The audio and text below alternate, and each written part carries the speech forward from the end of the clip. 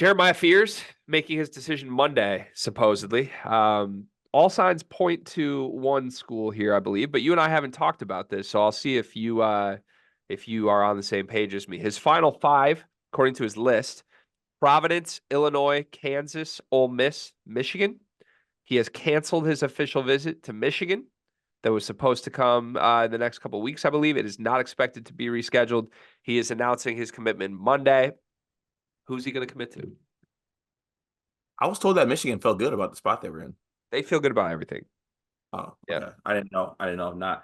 Uh, so everything I heard is that that he'll be in Champaign, Oh, which is what I didn't originally like. I was very, very convinced that he was going to go to Providence. I don't know. I've been saying that for a long time now. I just thought that Providence and the momentum they got and Kim English as a coach, I just thought that that might be the direction he goes. But now people are telling me that it's looking like it's going to be ILL, INI for him. So what have you heard on this front?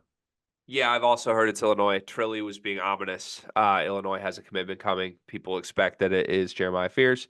Um, I'll be shocked if it's not Illinois. Now, we pull a rabbit out of a hat last minute. That shit happens. So this could go another way. But I think if we had a crystal ball, we would both be putting it on Illinois. What does this mean for Illinois? Because right now, Illinois is having a lot of success being a program with quote unquote no point guard. What does Illinois with Jeremiah Fears look like a year from now? The thing is, like, I don't, Jeremiah Fears isn't a point guard to me. I think he's more of an That's undersized. that's crazy. You think he's a point guard? Yeah, where else is he gonna play? Like, I think he's just an undersized two guard. I don't know. I mean, have you seen enough from him like passing wise and everything, and like running a team wise? I think he's good at it. I don't think he's like, I don't know. I guess Jeremy was much more floor general. He literally called himself the floor general, but like, I think Jeremiah's good at it.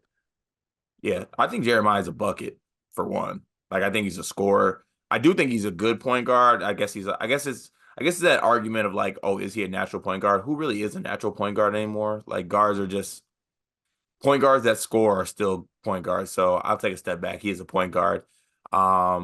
It's definitely interesting to see kind of how that would shape up for next season because there are rumors that he's also gonna reclass too to be a freshman next year. But I love the idea of Jeremiah Fears with Brad Underwood. Like I think that would work. Would you reclass if you're Jeremiah? Like, would you advise him to do that? Uh, I would probably. I feel like there's a lot of guard minutes that are up for grabs next year, especially at the point guard position. I don't think I would, Why? because I'm afraid you'd run into 2 years of Ty Rodgers taking your role. And I don't like reclass guards in general, unless there's like a promised starter spot to take. See, so I'm like if Coleman leaves, Guerrier leaves, you know, Dane leaves too, all the bigs leave, right? Do they shift Ty Rodgers from the point guard position? Because they have him there right now as like out of necessity. But couldn't you move him to like a four Definitely could. and then, bring in an actual point guard? Maybe the minutes go to Jeremiah Fears, maybe it goes to DGL, maybe shit, who knows? The way Brad operates, they could have maybe they get their transfer point guard and they bring in an established point guard on the team. I don't know.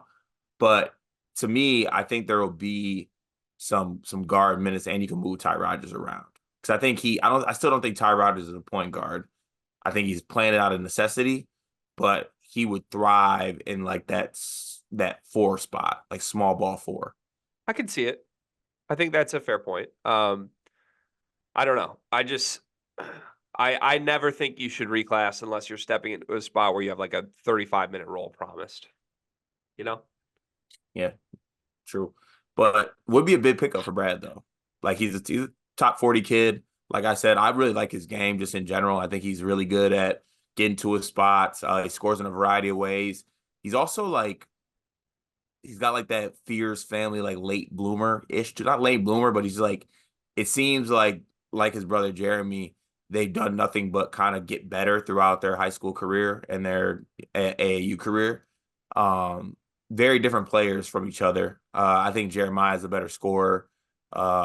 Jeremy might just be a better leader point guard type, but Yeah, Jeremiah, he can fill it up with the best one. He can get buckets. Who has the better college career, Jeremiah Fears or Jeremy Fears?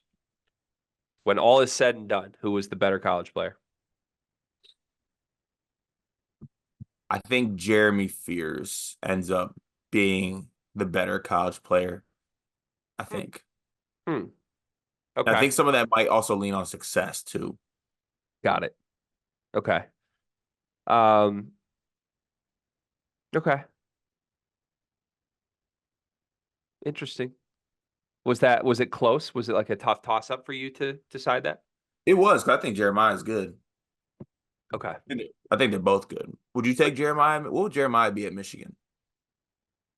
I don't know. I'm glad he's not going to Michigan because I want what's best for him. I think Illinois is a better spot to have success than Michigan State right now. Like I think if your answer is dependent on like he's going to have more success, like what's changing? Can Jeremiah Fears beat out Nico Moretti and Dre Gibbs Lawhorn? Yes.